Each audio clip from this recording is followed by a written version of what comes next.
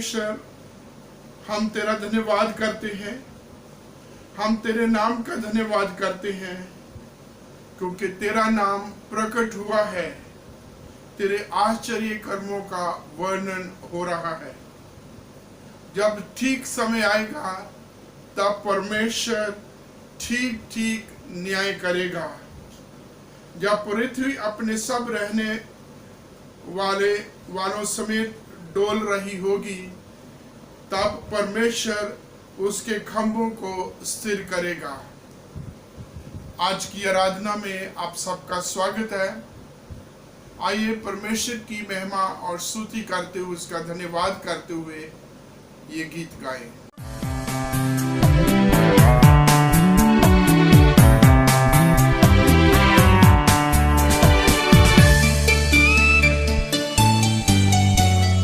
धन्य धन्य तुझको प्रभु हम कहते बारंबार, धन्य धन्य तुझको प्रभु हम कहते बारंबार। अंधियारे जीवन में हमारे प्रेम का दीप जलाया, अंधियारे जीवन में हमारे प्रेम का दीप जलाया। पाप कपट सब दूर हुए, हृदय में तेज जगाया। तेरी होवे जय जयकार प्रभु हम कहते बारंबार। धन्य धन्य तुझको प्रभु हम कहते बारंबार, धन्य धन्य तुझको प्रभु हम कहते बारंबार।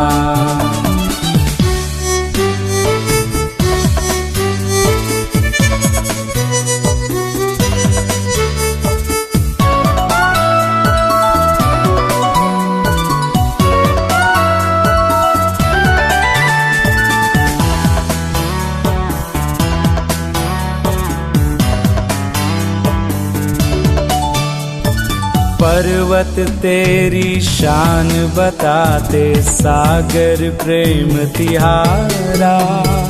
पर्वत तेरी शान बताते, सागर प्रेम तिहारा। चांद सितारों में जो देखा, पाया रूप तिहारा।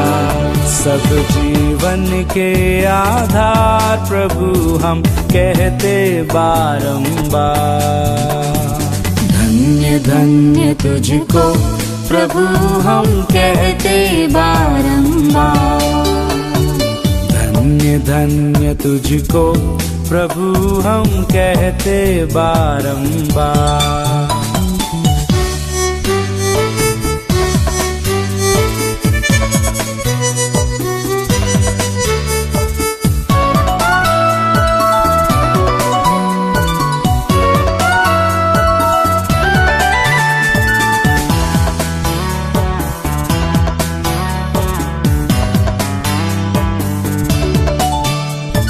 कृपा दीन दयाल करो, अब द्वार तिहारे आए।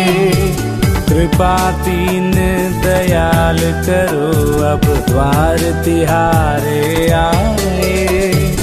आत्मदान बलिदान करो, हम कब से आस लगाए। तेरी महिमा परंपार प्रभु हम कहते बारंबार। धन्य धन्य तुझको प्रभु हम कहते बारंबार, धन्य धन्य तुझको प्रभु हम कहते बारंबार। धन्य धन्य तुझको प्रभु हम कहते बारंबार। हमारे खुदावंद यीशु मसीह का फजल, खुदा बाप की मोहब्बत और रूह कुदस की शराकत आप सबके साथ होती रहे। खुदावंद आपके साथ हो। आए तमाम कुदरत के खुदा, तेरे आगे सबके दिल का हाल खुला है। तुझे सबकी मुरादें मालूम है। और तुझसे कोई भेद छिपा नहीं। अपने पाक रूह के असर से हमारे दिल के ख्यालों को पाक कर, ताकि हम तुझसे कामिल मोहब्बत रखें और लायक तौर पर तेरे पाक नाम की ताज़ीम करें। हमारे खुदावन यीशु मसीह के वसीले से आमीन। आलम बाला पर खुदा का जलाल और जमीन पर उसके लोगों में सुलह। खुदावन खुदा आसमानी बादशाह तमाम कुदरत के खुदा बाप, हम तेरी प्रस्तुत करते, तेरा शुक्र करते और तेरे जलाल के लिए तेरी हम करते हैं। आए खुदावन यीशु मसीह बाप के इकलौते बेटे, आए खुदावन खुदा, खुदा के बर्रे, तू जहान का गुनाह उठा ले जाता है, हम पर रहम कर। तू बाप के दाने बैठा है, हमारी दुआ कबूल कर, क्योंकि आए यीशु मसीह तू ही कुदूस है, तू ही खुदावंद है, तू ही पाक रूह के साथ खुदा बाप के जलाल में आला है। आमीन। आप सबको जय मसीह की। मैं आपके सामने पढ़ूंगी उत्पत्ति अध्याय 41 आयत 49 से लेकर 57 तक। इस प्रकार यूसुफ ने अन्न को समुंदर की बालू के समान अत्यंत बहुतायत से राशि राशि गिन के रखा, यहाँ तक कि उसने उनका गिनना छोड़ दिया, क्योंकि वे असंख्य हो गईं। अकाल के प्रथम वर्ष के आने से पहले यूसुफ के 2 पुत्र रियोन के याजक पोतीपेरा की बेटी आसनत से जन्मे। यूसुफ ने अपने जेठे का नाम ये कहकर मनश्शे रखा कि परमेश्वर ने मुझसे मेरा सारा कलेश और मेरे पिता का सारा घराना भुला दिया है। दूसरे का नाम उसने ये कहकर एप्रैम रखा कि मुझे दुख भोगने के देश में परमेश्वर ने फलवंत किया है। मिस्र देश के सुकाल के 7 वर्ष समाप्त हो गए और यूसुफ के कहने के अनुसार 7 वर्षों के लिए अकाल आरंभ हो गया। सब देशों में अकाल पड़ने लगा, परंतु सारे मिस्र देश में अन्न था। जब मिस्र का सारा देश भूखों मरने लगा, तब प्रजा फिरौन से चिल्ला चिल्ला कर रोटी मांगने लगी, और वह सब मिस्रियों से कहा करता था, यूसुफ के पास जाओ और जो कुछ वह तुमसे कहे वही करो। इसलिए जब अकाल सारी पृथ्वी पर फैल गया और मिस्र देश में अकाल का रूप भयंकर हो गया, तब यूसुफ सब भंडारों को खोल खोल के मिस्रियों के हाथ अन्न बेचने लगा। इसलिए सारी पृथ्वी के लोग मिस्र में अन्न मोल लेने के लिए यूसुफ के पास आने लगे, क्योंकि सारी पृथ्वी पर भयंकर अकाल था। अध्याय 42। जब याकूब ने सुना कि मिस्र में अन्न है, तब उसने अपने पुत्रों से कहा, तुम एक दूसरे का मुंह क्यों देख रहे हो? फिर उसने कहा, मैंने सुना है कि मिस्र में अन्न है, इसलिए तुम लोग वहां जाकर हमारे लिए अन्न मोल ले आओ, जिससे हम न मरें वरन जीवित रहें। अतः यूसुफ के 10 भाई अन्न मोल लेने के लिए मिस्र को गए। इस पर यूसुफ के भाई या बिन्यामीन को याकूब ने ये सोचकर भाइयों के साथ न भेजा कि कहीं ऐसा ना हो कि उस पर कोई विपत्ति आ पड़े। इस प्रकार जो लोग अन्न मोल लेने आए, उनके साथ इज़राइल के पुत्र भी आए, क्योंकि कनान देश में भी भारी अकाल था। ये परमेश्वर का वचन है, इसके पढ़े और सुने जाने पर आशीष हो। आमीन। राज की महिमा का वर्णन और तेरी सामर्थ की चर्चा करेंगे कि वे मनुष्य जाति पर तेरे सामर्थ के कार्यों को और तेरे राज के प्रताप की महिमा को प्रकट करें। तेरा राज युग युग का है और तेरी प्रभुता पीढ़ी से पीढ़ी तक बनी रहती है। यहोवा सब गिरते हुओं को संभालता है और सब झुके हुओं को सीधा खड़ा करता है। सबकी आंखें तेरी ओर लगी रहती हैं और तू उनके समय पर आहार देता है। तू अपनी मुट्ठी खोलता और प्रत्येक प्राणी की इच्छा को संतुष्ट करता है। यहोवा अपने सब मार्गों में धर्मी और अपने सब कार्यों में दयालु है। जो उसे पुकारते हैं, अर्थात जो उसको सच्चाई से पुकारते हैं, वह उन सबके निकट रहता है। जो उससे डरते हैं, वो उसकी इच्छा पूरी करेगा। वह उनकी दुहाई भी सुनेगा और उन्हें बचा लेगा। यहोवा अपने सब प्रेमियों की रक्षा करता है परंतु वह सब दुष्टों का विनाश करेगा। मेरा मुँह यहोवा की स्तुति करेगा और सब प्राणी उसके पवित्र नाम को सदा सर्वदा धन्य कहते रहेंगे। परमेश्वर अपने वचन के पढ़े और सुने जाने पे आशीष दे। आमीन। आप सबको जय मसीह की। मैं आपके सामने पढ़ूंगी प्रेरितों के काम उसका 14 अध्याय 8 से 18 तक। प्रेरितों के काम उसका 14 अध्याय 8 से 18 तक। लुस्त्रा में एक मनुष्य बैठा था जो पाँव का निर्बल था। वे जन्म ही से लंगड़ा और था और कभी न चला था। वे पौलुस को बातें करते सुन रहा था। पौलुस ने उसकी ओर टकटकी लगाकर देखा कि उसे चंगा हो जाने का विश्वास है और ऊंचे शब्द से कहा, अपने पाँव के बल सीधा खड़ा हो।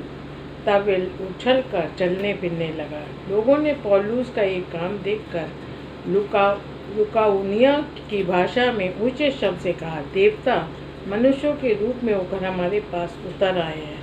उन्होंने बरनबास को ज्यूस और पौलुस को हिरमेस कहा, क्योंकि वे बातें करने में मुख्य था।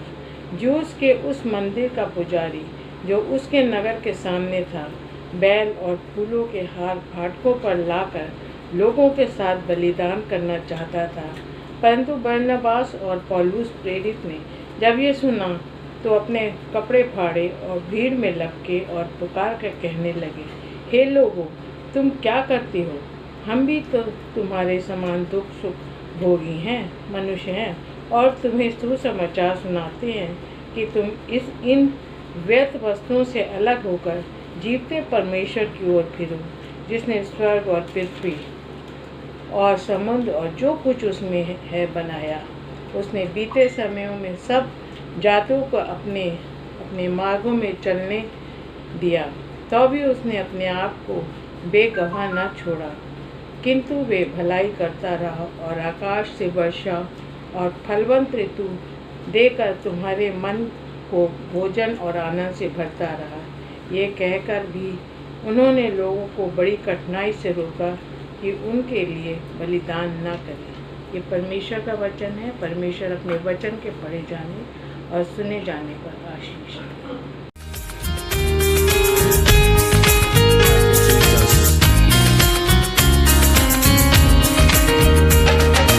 प्रभु का दर्शन, यीशु का दर्शन पाके भाई लज्जा से भागे। और प्रभु का दर्शन, यीशु का दर्शन पाके भाई लज्जा से भागे। और तुम सब गावे तुझको, आ बचा मुझको। और तुम सब गावे तुझको, आ बचा मुझको। और आत्माएं मरती, आत्माएं मरती, देखो हजारों आपके साथ आत्माएं मरती, आत्माएं मरती, देखो हजारों आपके साथ। ओ बोलो, प्रभु का दर्शन, यीशु का दर्शन आगे भाई लज्जा से भागे। क्रूस पर अपनी जान प्रभु ने जग के लिए दी। क्रूस पर अपनी जान प्रभु ने जग के लिए दी। अरे बोल, जगह देखो, जगह देखो, इनके लिए उसके हृदय में। जगह देखो, जगह देखो, इनके लिए उसके हृदय में। प्रभु का दर्शन, प्रभु का दर्शन, यीशु का दर्शन आगे भाई लज्जा से भागे।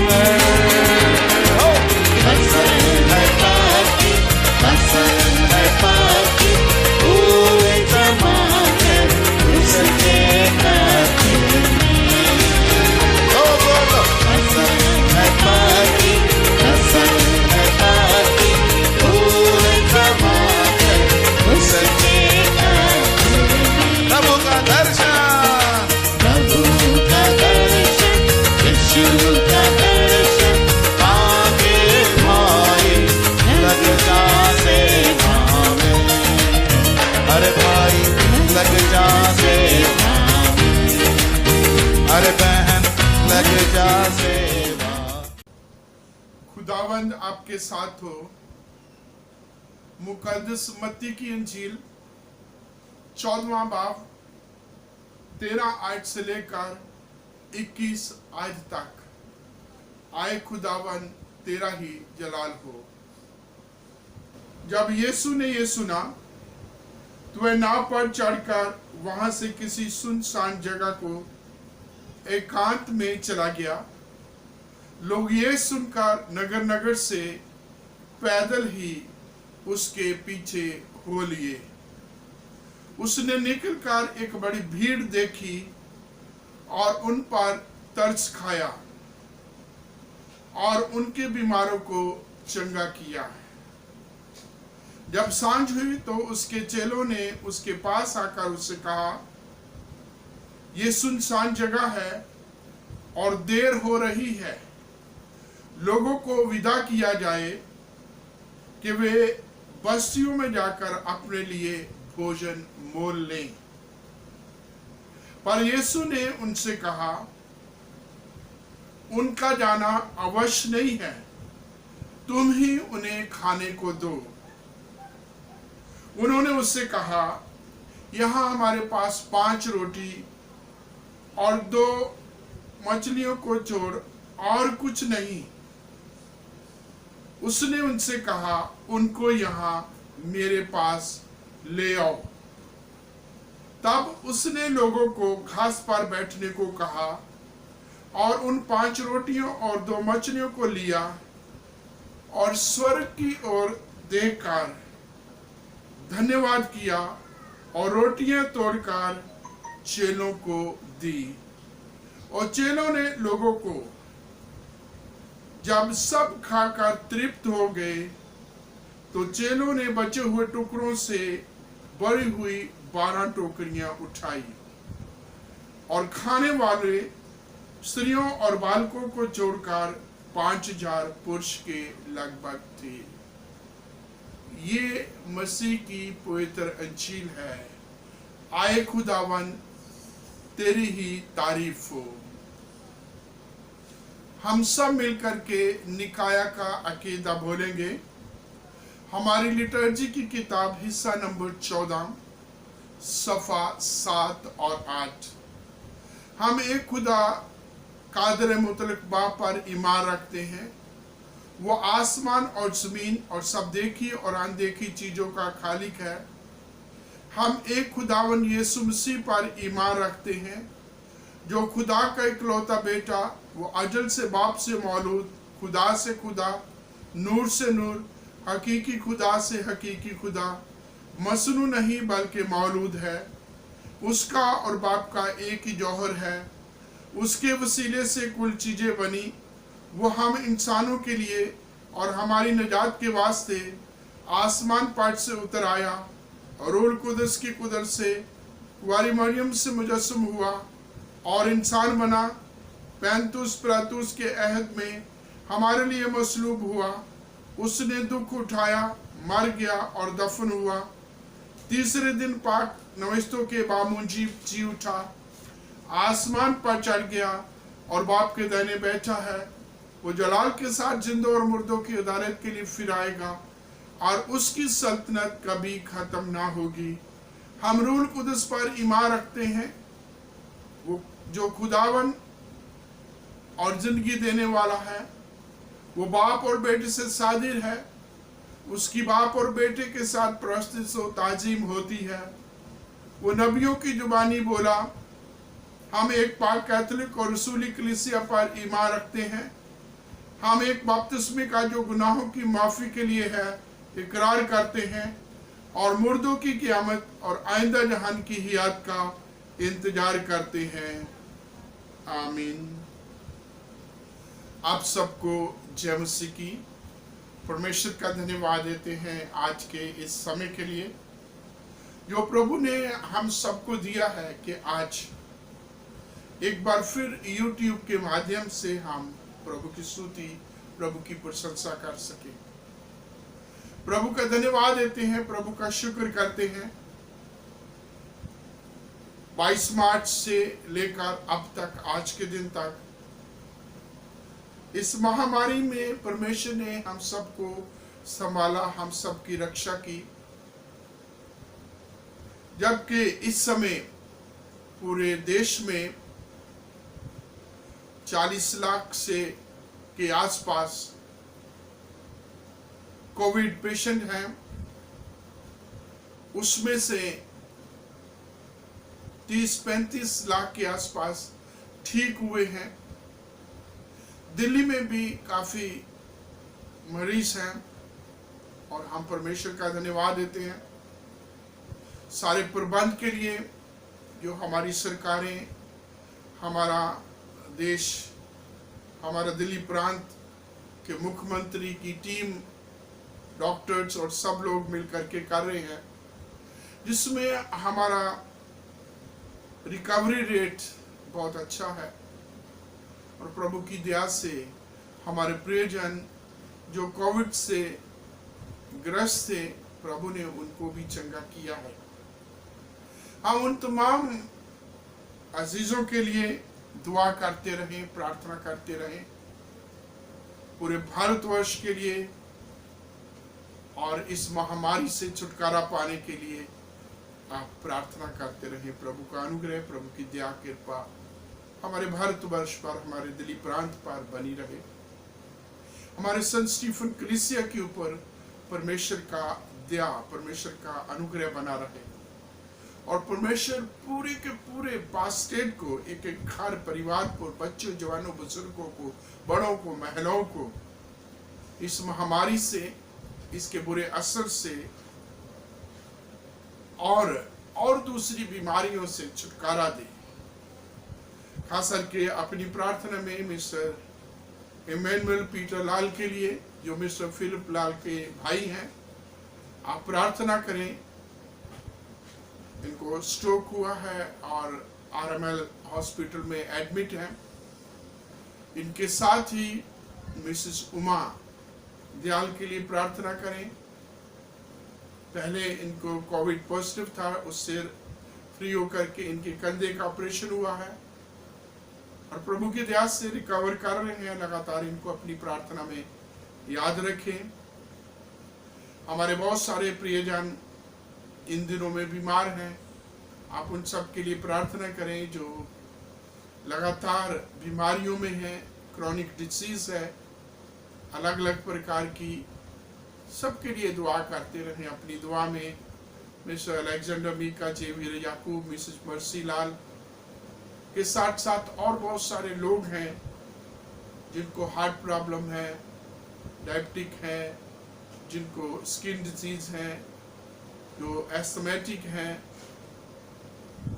लेडीज के लिए प्रार्थना करें, उनकी लेडीज समस्याओं से तंदुरुस्ती मिले। छोटे बच्चों पर, बड़े जवान बच्चों पर, पढ़ने वालों बच्चों पर परमेश्वर अनुग्रह बना रहे। जो इस साल ट्रेनिंग के लिए, फर्दर स्टडी के लिए संघर्ष कर रहे हैं, उन सब पर प्रभु की दया कृपा बनी रहे। परमेश्वर अपने घर को आबाद करे और फिर से चर्च लगने शुरू हो जाए, ऐसा प्रबंध को आप प्रार्थना करें। ये जो संक्रमण बढ़ता जा रहा है, इसको भी प्रभु नियंत्रण में रखे, कंट्रोल करें।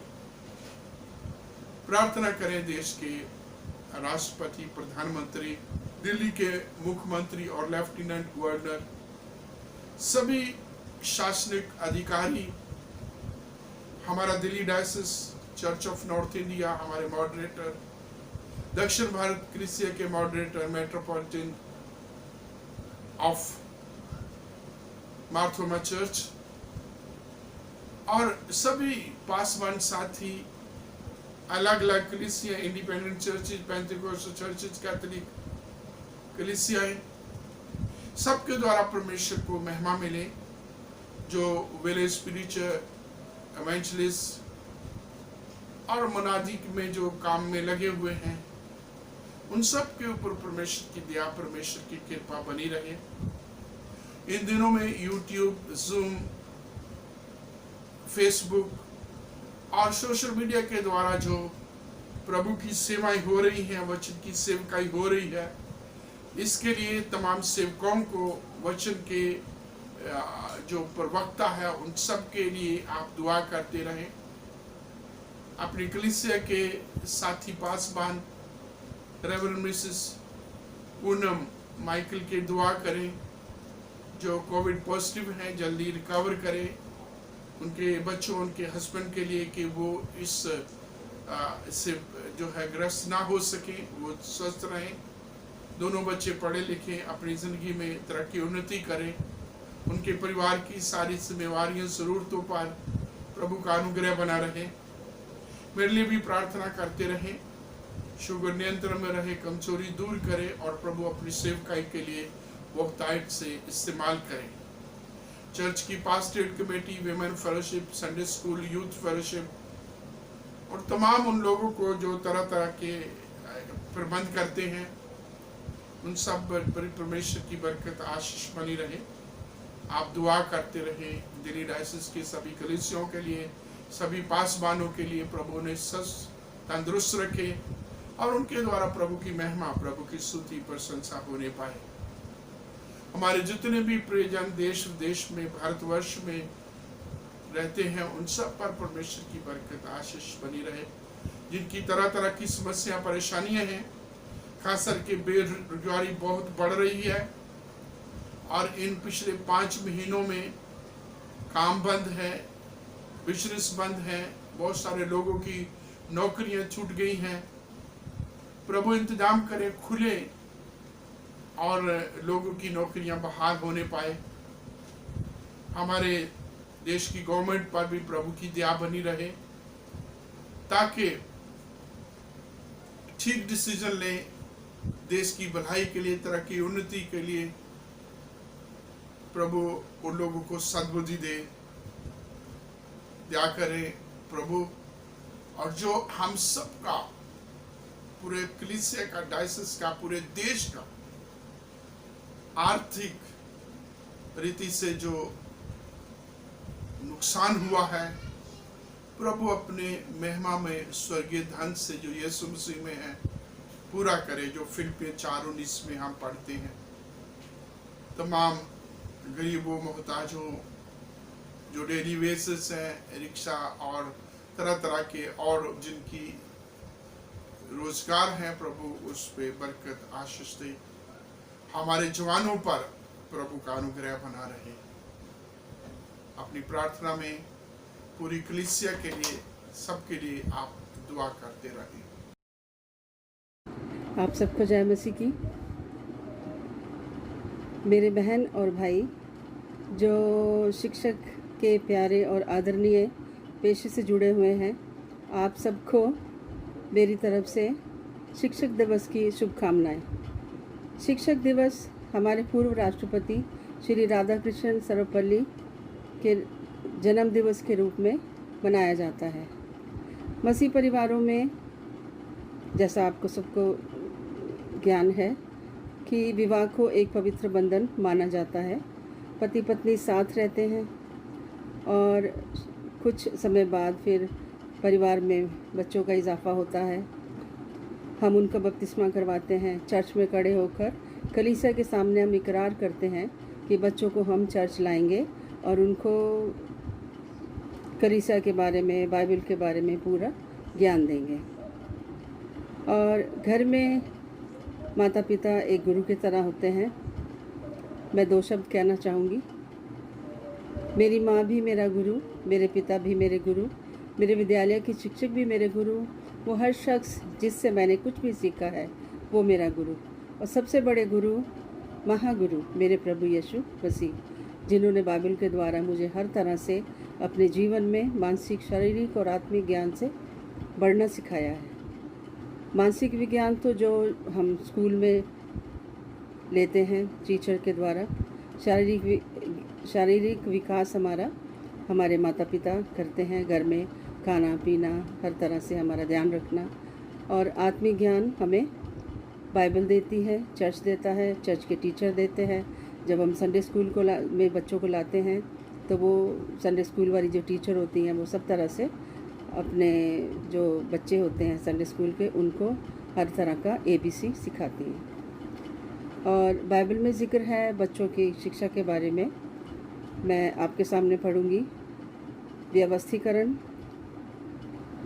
6:4 आयत से 10 आयत तक, 4 आयत से 9 आयत तक। हे इज़राइल सुन, यहोवा हमारा परमेश्वर है, यहोवा एक ही है।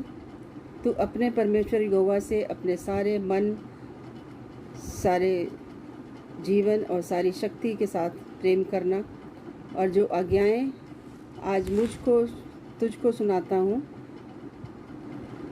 वो तेरे मन में बनी रहें।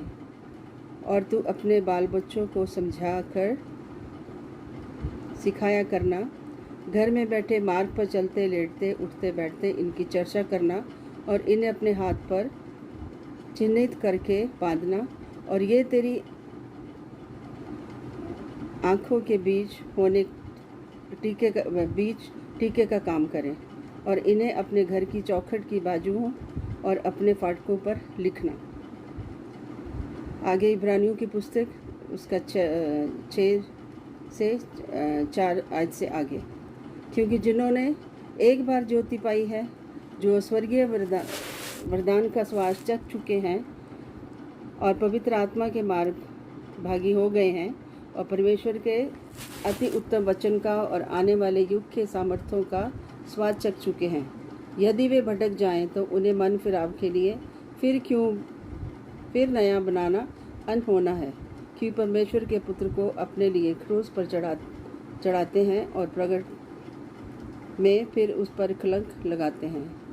मेरे बहनों भाइयों, मैं आपसे प्रार्थना करती हूँ कि आपने बच्चों को बाइबल में हर तरह से शिक्षित करें, उनको बाइबल के बहुत कुछ लिखा हुआ हवाले में माता पिता की सेवा करना, हत्या नहीं करना, चोरी नहीं करना, चर्च आना, झूठ नहीं बोलना, ये सब सिखाएं, क्योंकि वो हर तरह से अपने मानसिक, शारीरिक और आत्मिक विज्ञान में आगे बढ़ सकें। धन्यवाद। जय मसीह की।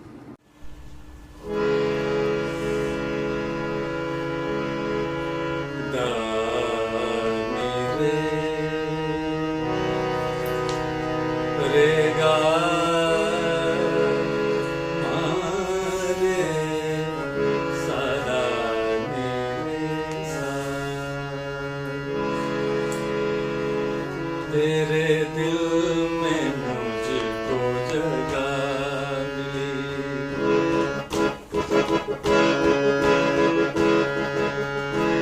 तेरे दिल में मुझको जगह मिली। मेरा दिल पुकारे मसीह मसीह, तेरा प्यार है मेरी जिंदगी, मेरी जिंदगी है मेरा मसीह। तेरे दिल में मुझको जगह मिली।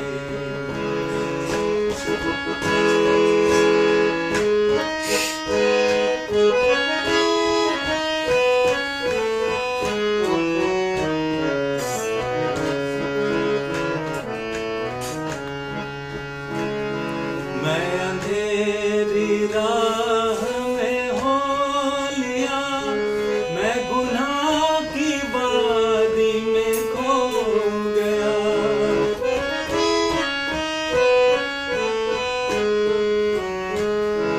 मैं अंधेरी राह में हो लिया, मैं गुनाह की वादी में खो गया। मैं गुनाह की वादी में खो गया। तेरी आँख मुझ पे लगी रही, मेरे पास आई सलामती। तेरा प्यार है मेरी जिंदगी, मेरी जिंदगी है मेरा मसीह। तेरे दिल में मुझको जगह मिली।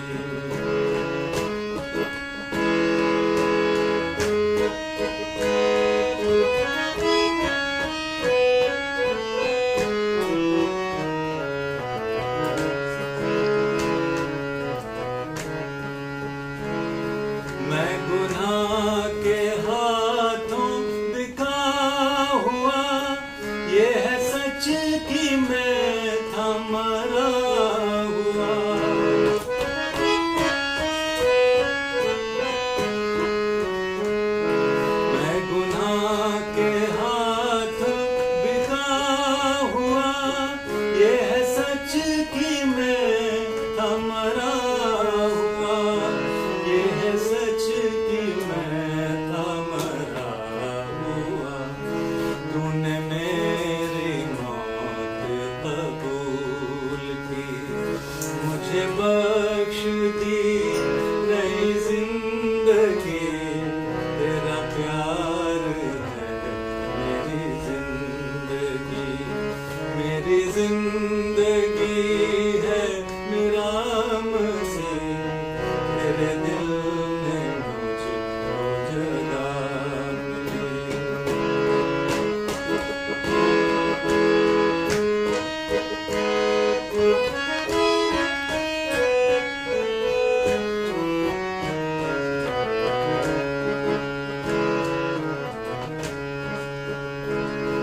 ना फिरूंगा अब कहीं दर बदर, तू हुआ है खुद मेरा हमसफर।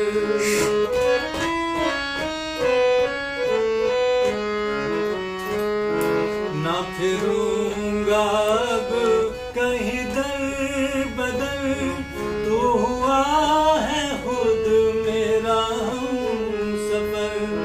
तू हुआ है खुद मेरा हमसफर। कुछ मंजिलें मैं पुकारती, कुछ मंजिलें मैं पुकारती। मैं रहूंगा अब तेरे साथ ही, तेरा प्यार है मेरी जिंदगी। मेरी जिंदगी है मेरा मसीह। तेरे दिल में मुझको जगह मिली। मेरा दिल पुकारे मसीह मसीह, तेरा प्यार है मेरी जिंदगी। मेरी जिंदगी है मेरा मसीह। तेरे दिल में मुझको जगह मिली।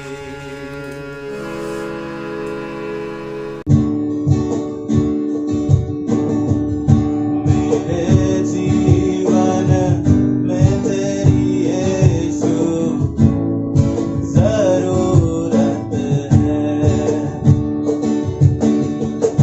मेरे जीवन में तेरी यीशु ज़रूरत है। तेरे बिना मैं कैसे जीऊं, कैसे जीऊं तेरे बिन। पाप पर मैं कैसे जीतूं, मुख देखे तेरे बिन। तेरे बिना मैं कैसे जीऊं, कैसे जीऊं तेरे बिन।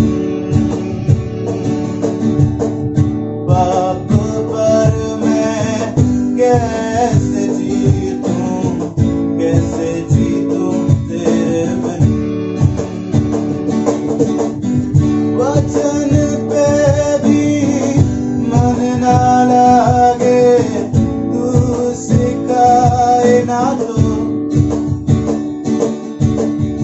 वचन पे भी मन ना लागे, तू सिखाए ना तो।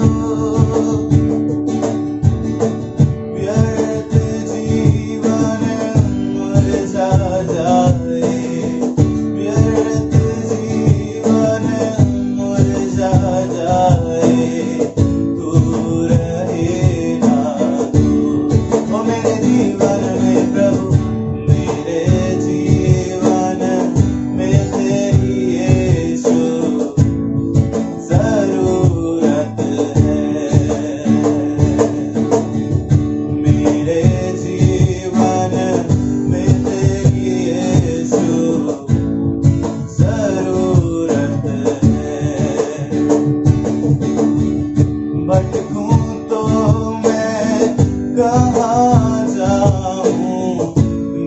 तेरा तूने जो है दर्शन मांगूं पल पल तेरे नम्र इस दिल से भटकूं तो मैं कहाँ जाऊं घेरा तूने जो है दर्शन मांगूं पल पल तेरे नम्र इस दिल से तेरे लहू के पाक भवन में मुझको शुद्ध कर दे तेरे लहू के पाक भवन में मुझको शुद्ध कर दे इस शरीर मंदिर में हरदम इस शरीर मंदिर में हरदम तेरी प्रशंसा है ओ मेरे जीवन में प्रभु मेरे जीवन में तेरी यीशु जरूरत है ओ मेरे जीवन में प्रभु मेरे जीवन में तेरी यीशु जरूरत है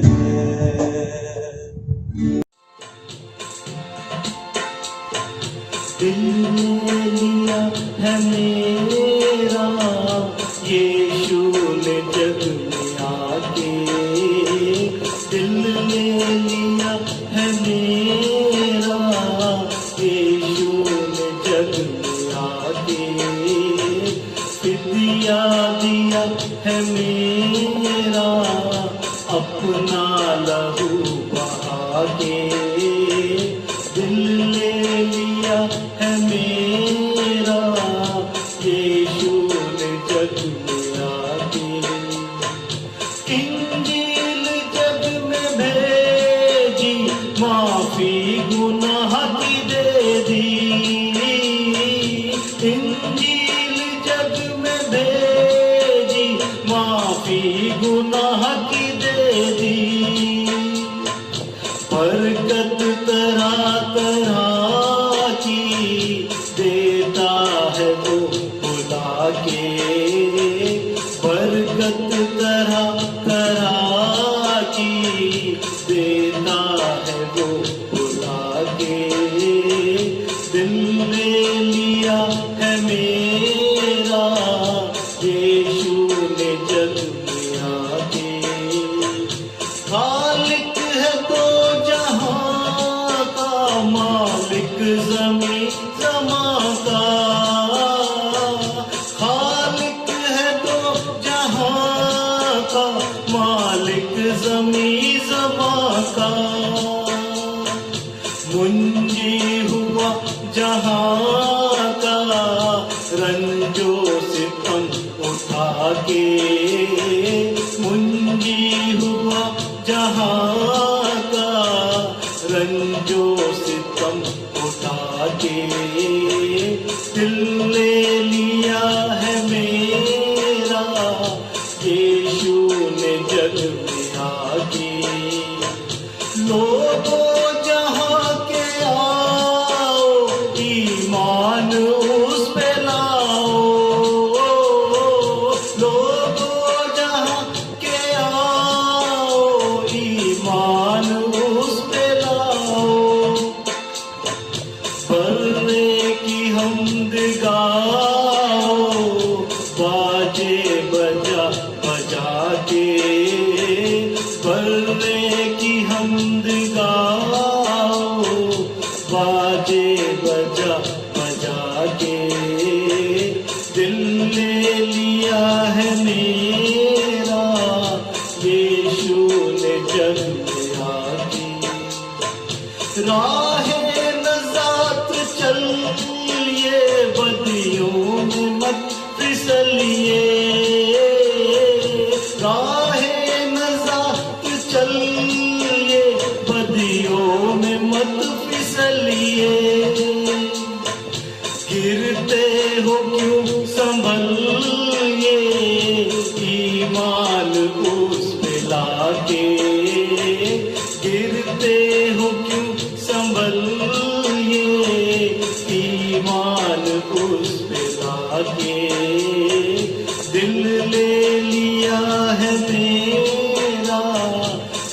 यीशु ने जग में आके क्या रहम बेठिकाना फिर दोष छोड़ आना,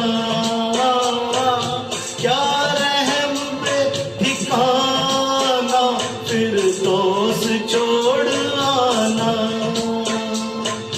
जिल्लत में जा गवाना इब्ने खुदा कहा के, जिल्लत में जा गवाना इब्ने खुदा कहा के, दिल ले लिया है मेरा यीशु ने जग में आके, फिदिया दिया है मेरा अपना लहू बहा के, दिल ने लिया है मेरा यीशु ने जग में आके।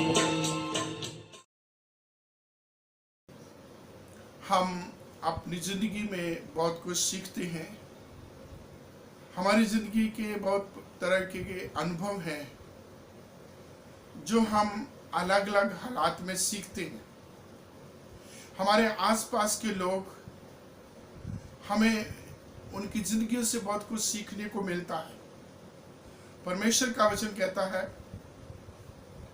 कुरिन्थियों की पहली पत्री के 10वें अध्याय की 11वें वचन में कि जो उन पर बीता, जो उनके साथ हुआ, वो हम सब की शिक्षा के लिए हमारे लिए दृष्टांत है और हमारी चेतावनी के लिए, हमारी शिक्षा के लिए है।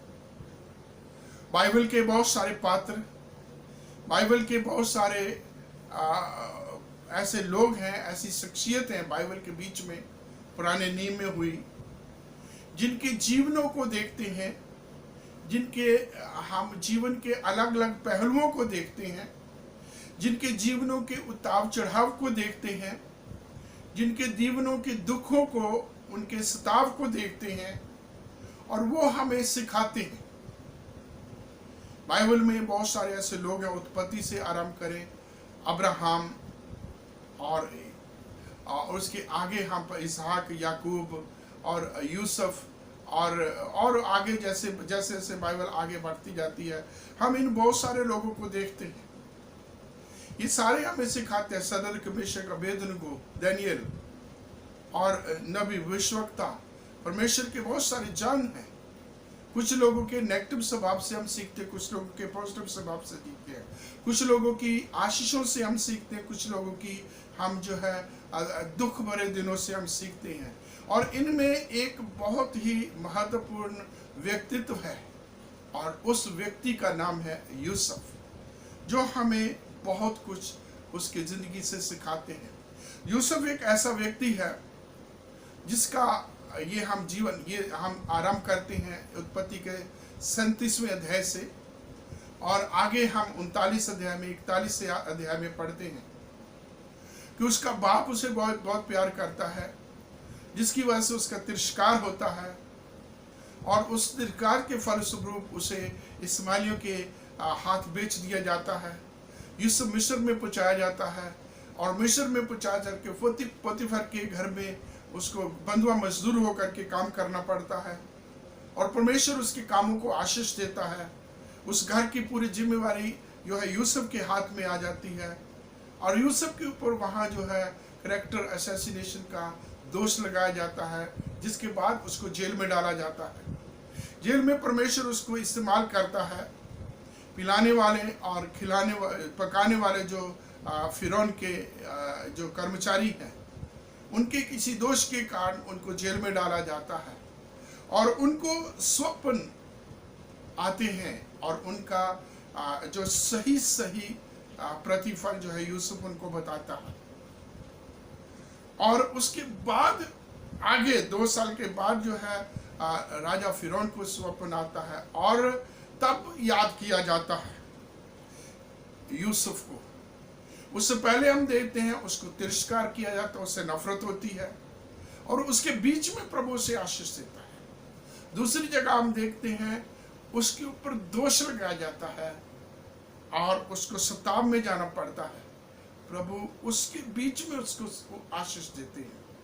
और तीसरी चीज हम देखते हैं कि उसके कामों को भुला दिया जाता है और प्रभु उस बीच में से उसको आशीष देते हैं।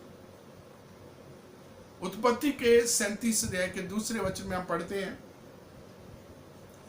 जिसमें याकूब के वंशावली के बारे में, उसके काम के बारे में हम पढ़ते हैं कि यूसुफ उसकी पत्नी बिलहा और उसकी दासी के पुत्रों के साथ भेड़ बकरियां को चराया करता था और अपने इन 10 भाइयों की बुराइयों को, कामों को जो है यूसुफ अपने बाप को बताता था। आगे हम पढ़ते हैं कि यूसुफ अपनी प्रिय पत्नी राखेल का बेटा है और राखेल की वजह से याकूब यूसुफ को बहुत प्यार करता है। उसके लिए रंग बिरंगा अंगरखा, कपड़े, सुंदर वस्त्र पहनाता है, जिसको देख करके उसके भाई ये कहते हैं कि हमारा पिता हम सबसे अधिक यूसुफ को प्यार करता है और इस वजह से वो यूसुफ से नफरत करते हैं और ढंग से उसके साथ बात भी नहीं करते। और इससे भी एक और जो है और बड़ी बात हो जाती है, जिसे कहते हैं एक तो करेला और दूसरा नींद चढ़ा। यूसुफ अपने भविष्य की बातों को, जो परमेश्वर उसको दर्शन दिखाता है, वो अपने भाइयों, अपने परिवार के लोगों को सुनाता है, बताता है। जैसे वो स्वप्न देखता है वो उनको बताता है और वो स्वप्न उसके भाइयों को, परिवार के लोगों को अच्छे नहीं लगते। उसने स्वप्न देखा कि खेत में उसका पूला खड़ा हो गया है और उसके भाइयों के पूले उसके सामने झुक गए हैं। फिर उसने स्वप्न देखा कि वो सभी खेत में है और सूर्य, चंद्रमा, चांद, सितारे सारे के सारे उसको झुक करके दंडवत करते हैं। और वचन में हम पढ़ते हैं ये चीज याकूब को भी अच्छी नहीं लगी और उसने कहा, क्या मैं और तेरी माता भी तुझे तेरे सामने झुकेंगे, तुझे नमस्कार करेंगे। और पहले तो बाप का प्रेम भाइयों को अखर रहा था और दूसरा ये स्वप्न बताता, अपने भविष्य की बातों को बताता, उन दर्शनों को बताता जो परमेश्वर उसको दिखा रहा है, और वो भी कि ये एक दिन हमारे ऊपर प्रभुता करेगा, हमें इसके सामने झुकना पड़ेगा। और उसके भाई उसके प्रति नफरत से, गुस्से से भरे हुए और उसके साथ धोखा करते। बहुत बार हमारे साथ भी धोखा होता है, बहुत बार हमें भी सताव का सहना करना पड़ता है। लेकिन मेरे प्रियो, मैं आप सबको एनकरेज करना चाहता हूं कि जिस प्रकार परमेश्वर ने यूसुफ को इन तमाम अफ्लिक्शन के बीच में, सताव, दुखों के बीच में आशीष दी और उसको उत्तम से उत्तम स्थान तक पहुंचाया, वो मुझे, आपको, हम सबको, किसी को भी इन उत्तम आशीषों से परिपूर्ण कर सकता है। अब यूसुफ के बारे में हम देखें तो यूसुफ जो है बाप का प्रिय है, सुंदर वस्त्र पहनाता बाप, अपने भाइयों की जो है बातचीत सारी बताता है, स्वप्न देखता वो उन सबको बताता है। और वचन में लिखा, एक दिन ऐसा हुआ कि उसके भाइयों का खबर वगैरह लेने के लिए याकूब यूसुफ को अपने भेजता है। वो ढूंढता है जाकर के, खेतों में जाकर के, इधर उधर किसी ने देखा तो उसने उनसे पूछा, मेरे भाइयों के बारे में तुम जानते हो? तो उन्होंने, वो आपस में बात कर रहे थे कि यहाँ से आगे जाने के लिए वो दातान को जाना चाहते हैं। उनको ढूंढता हुआ उसकी तरफ जा रहा है। अभी यूसुफ दूर ही है और उसके भाई उसको देकर के कहते हैं कि देखो ये स्वप्न देखने वाला आ गया है और आज हम इसका काम तमाम कर देते हैं। और उन्होंने आपस में कहा कि आज इसको हम मार दें। उन्होंने उसको पकड़ा, उसका जो रंग बिरंगा जो है सुंदर वस्त्र उसके बाप ने उसे जो सिलवा के दिए थे उनको उन्होंने उतारा, फाड़ दिया, ताकि अपने बाप को ये कहे कि किसी खूनखार जानवर ने उसे फाड़ दिया, मार दिया है, खा गया उसको। लेकिन वचन में लिखा, रूबन ने उसको बचाने के हक से कहा कि हम इसे मारते नहीं हैं, हम इसे कुएं में फेंक देते हैं। और वचन में लिखा है कि जब वो कुएं में डाला गया था, उधर उसके भाई खाना खा रहे थे। 37 अध्याय के 25 वचन में उन्होंने इस्माइलियों के काफिले को आते हुए देखा, और दूसरा भाई कहता है कि हम अपने भाई को का खून बहाने, इसकी हत्या करने से बेहतर है कि हम इसको बेच देते हैं। और वो इस्माइलियों के हाथ में उसको बेच दिया गया है।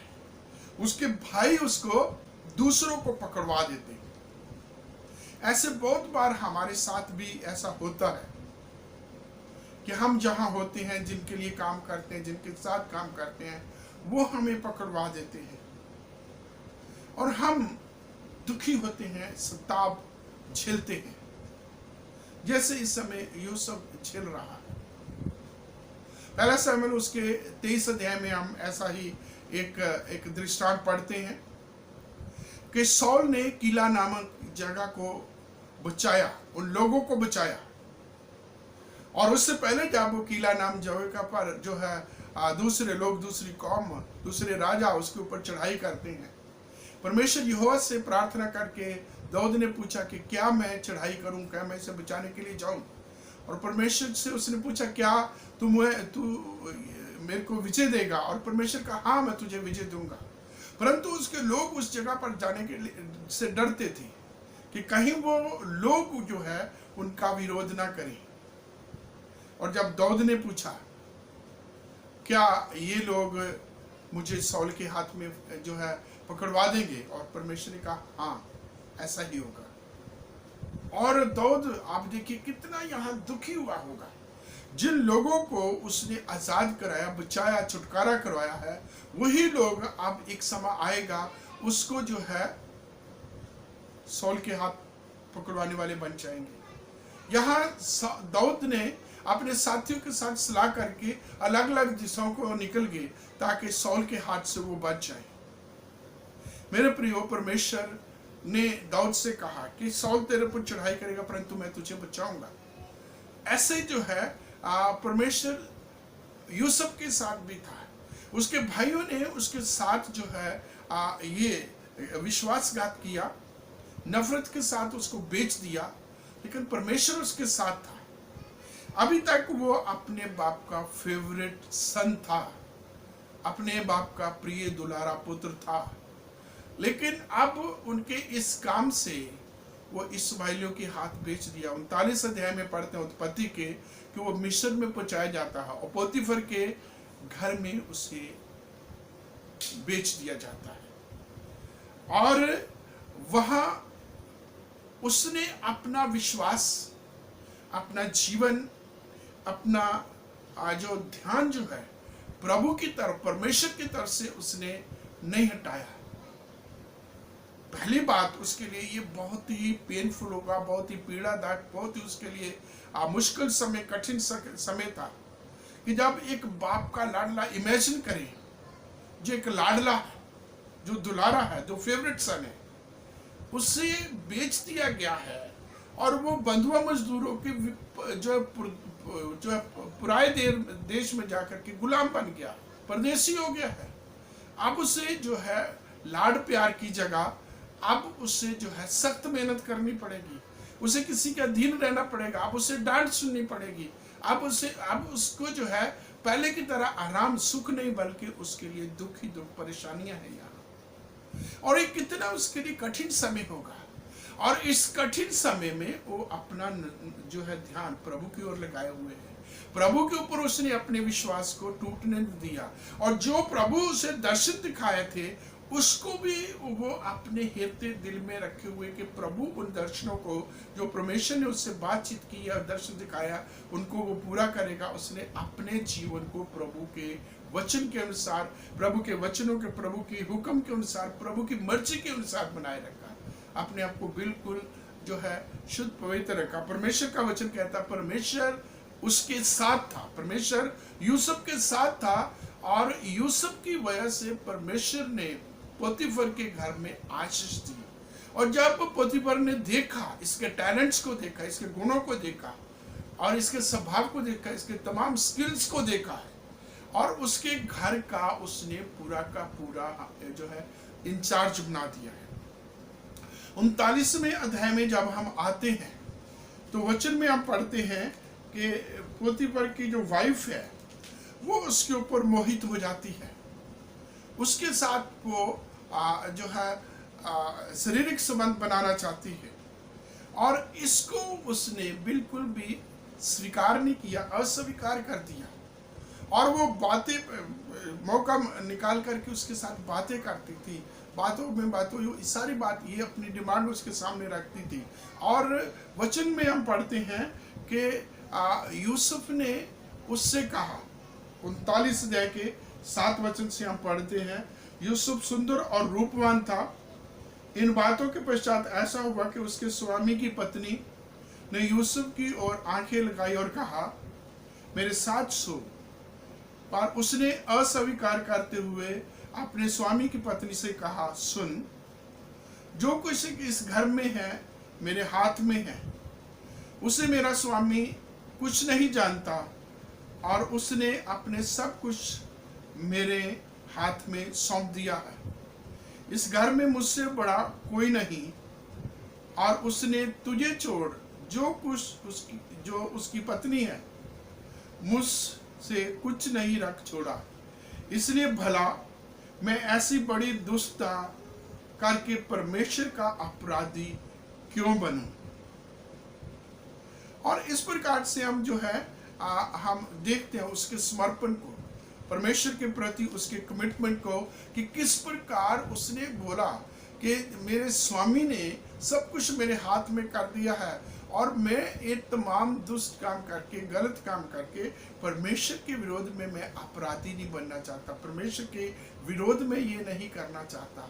और फिर हम 10वें अध्याय में पढ़ते कि ऐसा वक्त आया कि यूसुफ उस घर में काम कर रहा था, और उसकी बीवी ने तमाम बाकी नौकर चाकरों को घर से निकाल दिया, और उसके साथ फिर उसने वही हरकत करने की कोशिश की।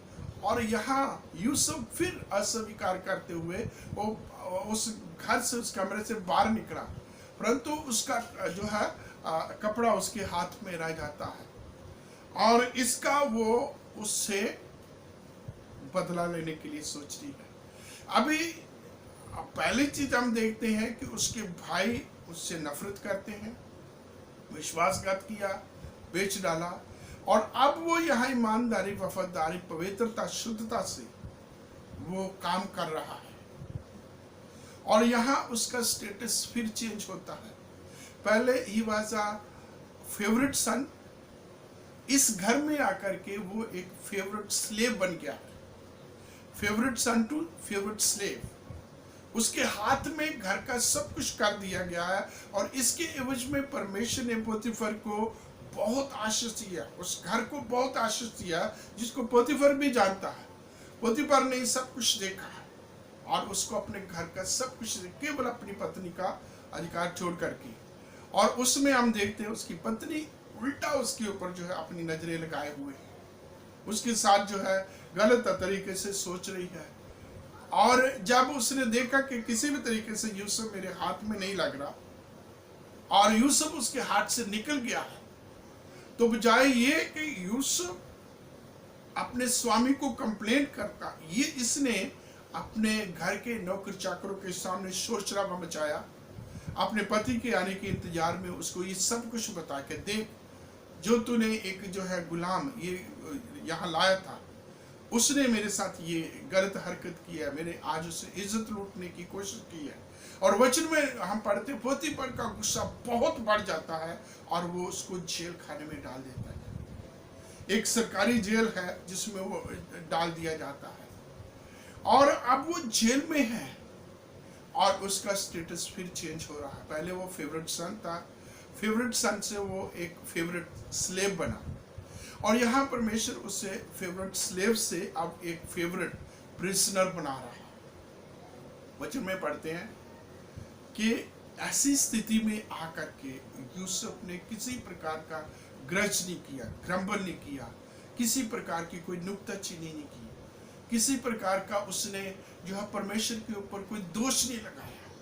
बहुत बार हमारी जिंदगियों में ऐसा होता है हम परमेश्वर की सेवा करते हैं, हम परमेश्वर के कामों में लगे होते हैं, ईमानदारी से काम करते हैं, और हमें परमेश्वर के ऊपर कभी कभी गिला आता है।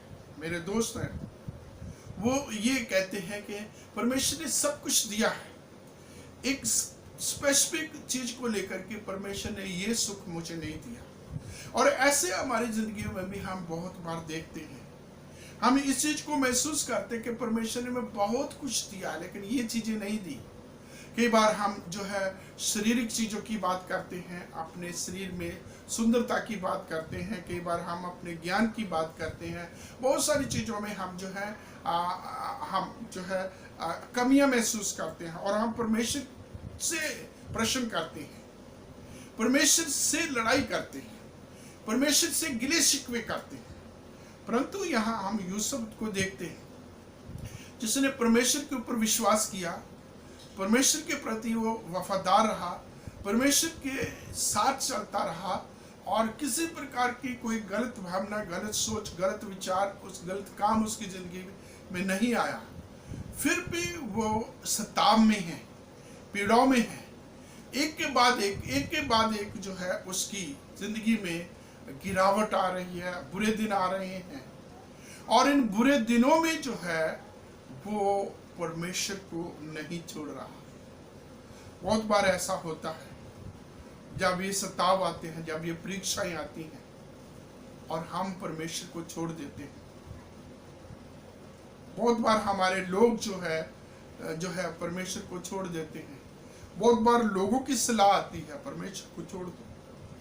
बहुत बार हमारी जिंदगियों में मैंने ऐसे देखा है, लोग हमसे प्रेयर करवाने के लिए उनकी समस्या को लेकर के हमारे पास आते हैं, हम उनके लिए प्रार्थना करते हैं, और जिनको परमेश्वर आशीष देता है वो प्रभु में लगे रहते हैं। और बहुत सारे लोग ऐसे होते हैं, वो थोड़े समय के लिए आते हैं और इमीडिएटली सब कुछ जल्दी जल्दी पाना चाहते हैं, और जब देखते हैं कि ये नहीं हो रहा, छोड़ के दूसरी जगह, दूसरी तीसरी से और जगह पर जाते हैं, परमेश्वर को छोड़ जाते हैं। जो मेरे कहने का मतलब है, बहुत बार विश्वासी जो क्रिश्चियन बैकग्राउंड के लोग भी जो है परमेश्वर को छोड़ करके भटक जाते हैं, इधर उधर जो है वो ताकना शुरू कर देते हैं, मूर्तियों की पूजा शुरू कर देते हैं, शुभ अशुभ विचारना शुरू कर देते हैं, जादू टोनों में पड़ जाते हैं, गलत हाथों में पड़ जाते हैं, और परमेश्वर को छोड़ देते हैं। जब जिंदगियों में मुश्किल मुसीबतें आती हैं, हानि नुकसान होता है। मेरे प्रियो, यूसुफ का जीवन एक ऐसा जीवन है जो हमें एनकरेज करता है कि ईमानदारी के साथ, वफादारी के साथ, पवित्रताई के साथ यदि हम उसके साथ परमेश्वर में बने रहते हैं, तो वो जो है इन विपरीत परिस्थितियों में भी वो प्रभु जो है हमें, हमारे लिए भलाई उत्पन्न करता, हमें आशीष देता, हमें उठाता है। और यहाँ हम देखते हैं कि जब यूसुफ जेल खाने में डाल दिया गया है, और जेल खाने में भी जो है वो प्रभु से आशीष देता है, और यहाँ जेल का जो सारा प्रबंध है इसके हाथ में आ जाता है। प्रभु जो है जेल खाने में उसे इस्तेमाल करता है, जेल खाने में प्रभु उसे इस्तेमाल करता है। यहाँ दो ऐसे कैदी आए हैं, जो राजा फिरौन का खाना पकाने वाला और उसका प्याला पिलाने हारा और पकाने हारा, दोनों जेल में उनसे कोई गलत काम हो गया है, और उस गलत काम की सजा उनको मिली है, उनको जेल में डाल दिया गया है। और इस जेल खाने में आकर के यूसुफ के अंडर वो काम करते हैं, यूसुफ के अधीन रहते हैं। और एक दिन दोनों को स्वप्न आता है, और स्वप्न आने के बाद जब दिन शुरू होता है और यूसुफ जब उनको मिलता, कहते क्या बात है, आज तुम्हारे चेहरे पर बहुत उदासी छाई हुई है। और वो उनको जो है अपने स्वप्न की कि हमने बहुत बुरे बुरे स्वप्न देखे हैं और समझ नहीं आ रहा, और उनको वो बताता है कि जो स्वप्नों का बताने वाला परमेश्वर है, स्वप्नों का अर्थ जो है बताने वाला परमेश्वर, मुझे अपना स्वप्न बताओ। जब उन्होंने अपना स्वप्न बताया, और उसने जो है पिलाने वाले को कहा कि आज से 3 दिन बाद जो है तुझे तेरे पद पर जो है फिर से बहाल कर दिया जाएगा। और जब उसके स्वप्न का जो है प्रतिफल एक सुंदर दिखा, तो पकाने वाले ने भी उसको अपना स्वप्न बताया और उसको बोला कि 3 दिन के बाद राजा तेरे सिर को कटवा करके जो है पेट से जब बांध देगा और जंगली जानवर तुझे आकर के तेरे को नोचेंगे, तुझे खाएंगे, तुझे मार दिया जाएगा। और ऐसा ही हुआ। तो उनके स्वप्नों का प्रतिफल जब बता दिया और यूसुफ ने पिलाने वाले से कहा कि जब तू रेस्टोर हो जाए, जब तुझे बहाल किया जाए, तो राजा को मेरी ये हालत बताना कि मैं अपने देश से भी जो है मेरे साथ नाजायज हुई है और यहाँ भी पोतीफर के घर में मेरे ऊपर झूठे इल्जाम लगा करके मुझे जेल में डाला गया है। और राजा जब तुझे बहाल करेगा तब तू जा करके मेरी ये जो हालात उसको बताना, ताकि मैं भी इससे निकाला जा सकूं।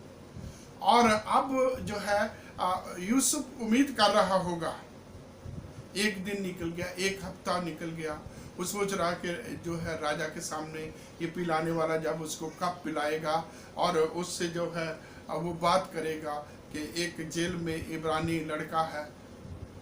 लेकिन 2 साल निकल गए, तब तक कुछ नहीं हुआ और यूसुफ भी इस जेल में जो है पड़ा हुआ है। और परमेश्वर का वचन हम पढ़ते हैं 2 साल के बाद में, 41 अध्याय में पढ़ते हैं, 2 साल के बाद फिरौन को 2 स्वप्न आते हैं और वो स्वप्न से इतना वो विचलित हो जाता है कि परमेश्वर के वचन में क्योंकि कोई उसको समझाने वाला नहीं है। जो भी उसके जो वहाँ ज्योतिषी लोग थे, इन दर्शनों को बताने वाले थे, स्वप्नों के दर्शन को बताने वाले थे, कोई बता नहीं सका। और जब ऐसी हालात हुई तब वो जो पिलाने वाला था तब उसको याद आया, तब उसकी मेमोरी रिस्टोर हुई और उसको याद आया और उसने अपनी गलती को स्वीकार करते राजा से कहा कि जब मैं सजाफ्ता था, जब मैं जेल में था, वहां एक इब्रानी जवान है जिसको स्वप्नों का अर्थ बताने का परमेश्वर ने अनुग्रह दिया हुआ है और उसने रिकमेंड किया कि उसको बुलाया जाए, फिरौन का स्वप्न का अर्थ वो जरूर बताएगा। और जब उसको बुलाएगा, परमेश्वर का वचन कहता है कि उसको जेल से निकाला गया, उसको जो है बिल्कुल राजा के सामने पहुंचाए जाने वाला के लायक बनाया। और राजा फिरौन जब उसके बात करता है तो परमेश्वर का वचन कहता है, जब स्वप्नों की बात आती है 41 अध्याय में, और तब वचन मेरे 25 वचन में, तब यूसुफ ने फिरौन से कहा, फिरौन का स्वप्न एक ही है, परमेश्वर जो काम करना चाहता है उसको उसने फिरौन पर प्रकट किया है। वे 7 अच्छी बालें 7 वर्ष हैं और वे 7 अच्छी गाय जो है वे भी 7 वर्ष है, जहाँ बहुत अन्न होगा, बहुत अनाज होगा। वो 7 जो है रूप दुबली पुतली गाय और वो सली गड़ी जो है बाले हैं, वो 7 अकाल, भयंकर अकाल के दिन हैं।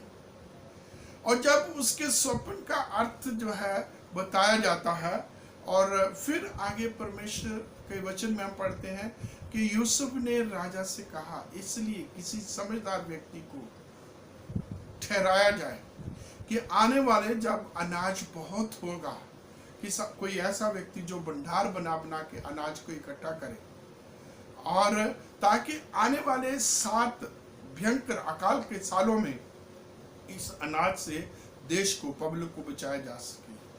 और परमेश्वर के वचन हम पढ़ते हैं, राजा ने कहा, तेरे से ज्यादा समझदार कौन हो सकता है।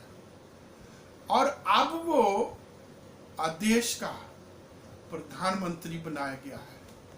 परमेश्वर के पवित्र वचनों में हम पढ़ते हैं कि परमेश्वर जो धैर्य से उसकी बाट जोते हैं, परमेश्वर उनके लिए सब बातों के द्वारा भलाई उत्पन्न करता है। पहली चीज हमने देखा कि वो हमारा दृष्टांत है, हमारी चेतावनी, हमारी शिक्षा के लिए है। और दूसरी चीज हम देखते हैं कि जो लोग परमेश्वर से प्रेम करते हैं, परमेश्वर की मर्जी में बने हुए हैं, परमेश्वर उनके लिए सब बातों के द्वारा भलाई उत्पन्न करता है। देखा जाए तो यूसुफ को यहाँ नजायज के बाद नजायज, नजायज के बाद नजायज, एक के बाद एक उसके साथ जो है गलत तरीके से बिहेव हो रहा था। फॉल्स एक्यूजेशन थे, गलत तरीके से फंसाया जा रहा है, लेकिन वो परमेश्वर को नहीं छोड़ता। परमेश्वर के साथ उसका संबंध जो है लगातार बना, प्रभु की उपस्थिति में बना रहता है। हम जैसा कोई व्यक्ति होता तो परमेश्वर को छोड़ देता, विश्वास में डगमगा जाता है।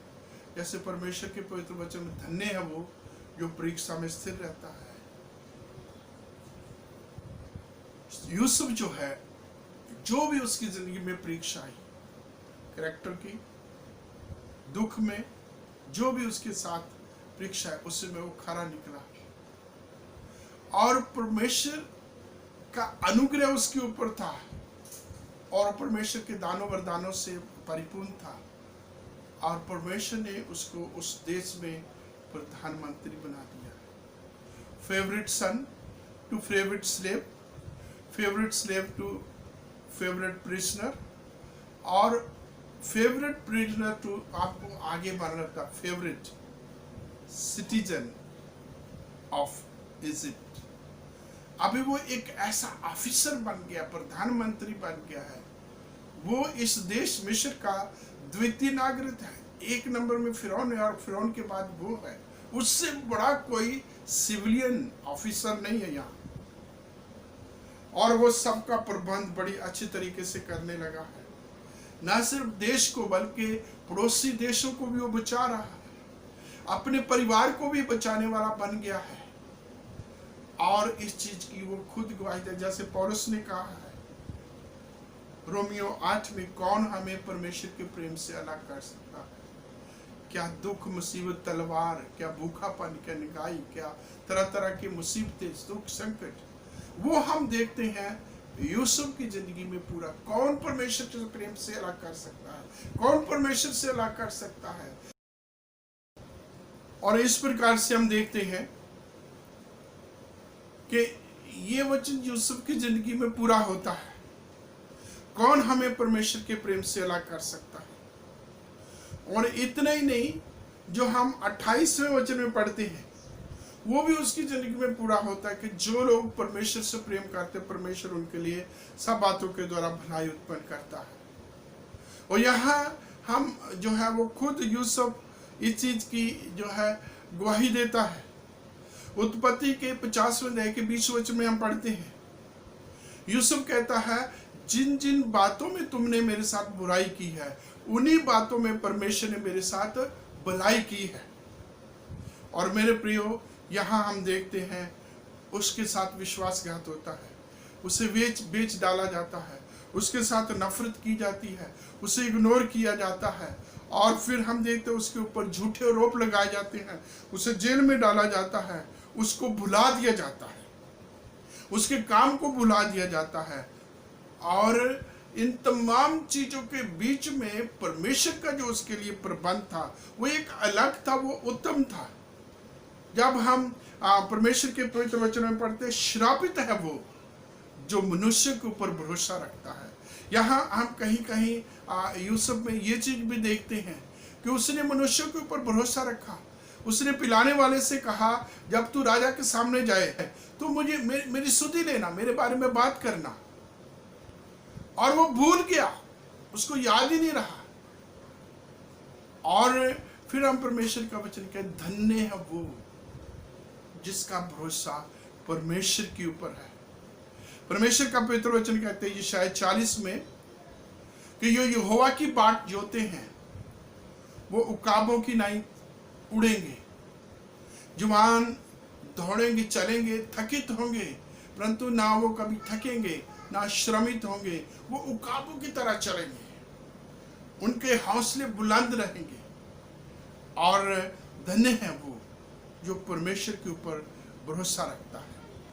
या परमेश्वर की तरफ देखते हैं तो परमेश्वर के अपने ही प्रबंध है और वो अपने तरीके से वो तमाम चीजें जो हमारे बुराई के लिए होती हैं, जो हमारी हानि के लिए होती हैं, उन्हीं चीजों को वो हमारे भले के लिए इस्तेमाल करता है। यहाँ हम इसकी जिंदगी में देखते खास करके 3 चीजें, और तीनों ही चीजों में प्रभु जो है इस बंदे को आशीष देता है। सबसे पहले उसके भाई उससे नफरत करते हैं, बाप उसका प्रेम करता है।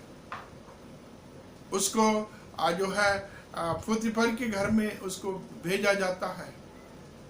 उसको सब चीजों का जो है उसे बंधुआ मजदूर बनना पड़ता है, परंतु परमेश्वर उसी घर में उसे सब चीजों का अधिकारी बना देता है। उसे जेल में डाला जाता है और जेल में भी उसमें एक अच्छा काम मिल जाता है, सबका वो इंचार्ज बन जाता है।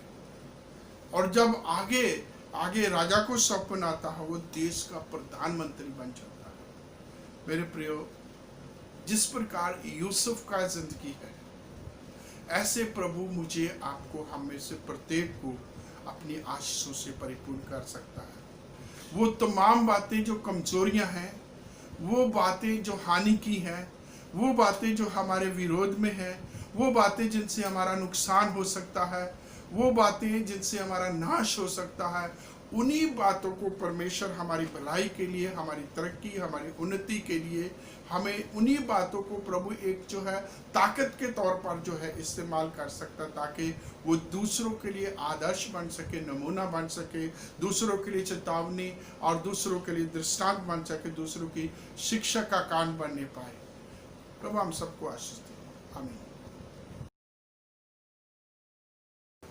इस समय नजराने का गीत गाया जाएगा और हमेशा की तरह हम अपनी अपनी भेंट, अपना नजराना प्रभु के नाम, प्रभु के काम के लिए, कलीसिया की भलाई के लिए अलग रखेंगे।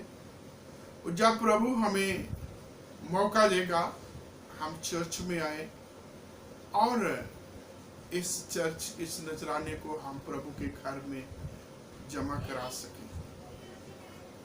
आइए, ये गीत गाया जाएगा और उसके बाद इस नजराने के लिए दुआ की जाएगी।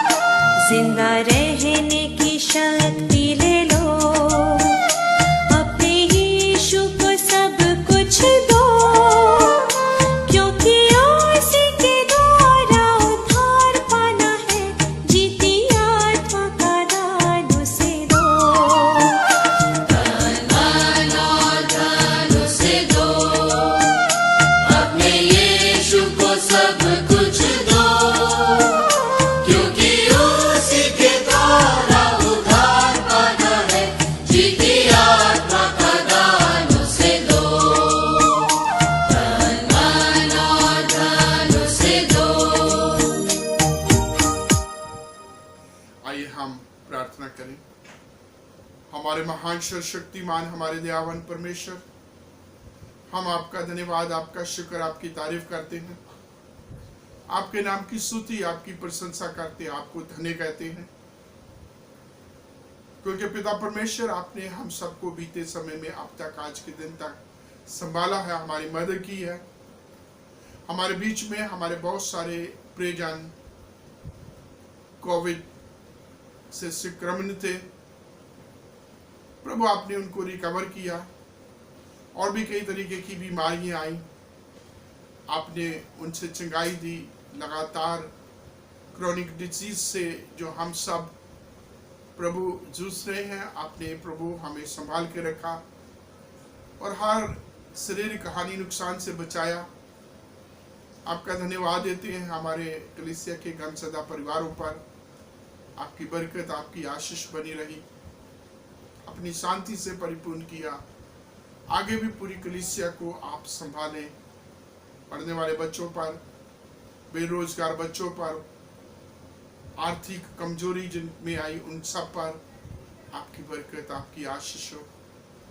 हमारा डायसिस ऑफ दिल्ली, हमारे बिशप साहब, ऑफिस बेरर, हमारे सभी पासवान साथी, तेरी दासी रेवरेंड पूनम माइकल और उनके साथ और बहुत सारे लोग, दक्षिण भारत कलीसिया, मार्थोमा कलीसिया और उनके मेट्रोपॉलिटन, उनके सभी पासवान, हमारा दिल्ली डायसिस सेंट स्टीफन कलीसिया, सभी कलीसियों के द्वारा, एवेंजलिस्ट, विलेज प्रीचर, प्रभु तमाम लोगों के द्वारा तेरी महिमा, तेरा नाम ऊंचे पे उठाए जाने वाले बन सके। तेरे लोगों की, तेरे दास, तेरे दासियों की आप रक्षा करें, जरूरतों को पूरा करें। इस भेंट के लिए जो आपके प्रिय लोगों ने आपके नाम, आपके काम के लिए अर्पित की है, इसको आशीष दे। देने वालों पर तेरी बहुतायत की बरकत हो और तेरी महिमा, तेरी स्तुति, तेरी प्रशंसा करते रहे। ये पैसा जिस भी कार्य के लिए इस्तेमाल होता है, महिमा हो, आपका जलाल जाहिर हो सके, तेरे घर की जरूरतें बहुतायत से पूरी रहे। आपका धन्यवाद देते हैं। देने वालों पर तेरी बरकत, तेरी आशीष चाहते हैं। प्रभु यीशु मसीह के पवित्र नाम में इस प्रार्थना को सुने, स्वीकार करें। आमीन। हमारे बाप, तू जो आसमान पर है, तेरा नाम पाक माना जाए, तेरी बादशाहत आए, तेरी मर्जी जैसे आसमान में पूरी होती है जमीन पर भी हो। हमारे रोज की रोटी आज हमें दे, जिस प्रकार हम अपनी कसूरों को माफ करते हैं, तू हमारे कसूरों को माफ कर। हमें आजमाइश में न पड़ने दे, बल्कि बुराई से बचा, क्योंकि बादशाह, कुदरत और जलाल हमेशा तेरा है। आमीन। हमारे प्रभु यीशु मसीह का अनुग्रह, पिता परमेश्वर का प्रेम, पवित्र आत्मा की संगति हम सबके साथ हमेशा होती रहे। आमीन। आप सबको जय मसीह। प्रभु आप सबको आपके परिवारों के साथ बहुतायत से बरकत दे। आमीन।